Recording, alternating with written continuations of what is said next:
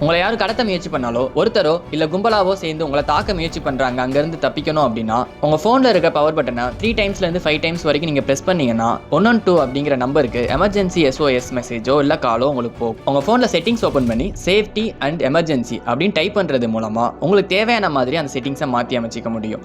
அதுல emergency contact அப்படின்ட்டு சில முக்கியமான கான்டாக்ட்ஸை ஆட் பண்ணிக்க முடியும். அவங்களுக்கும் உங்களுடைய லொகேஷன் மெசேஜா போறதுக்கும் வாய்ப்பு இருக்கு.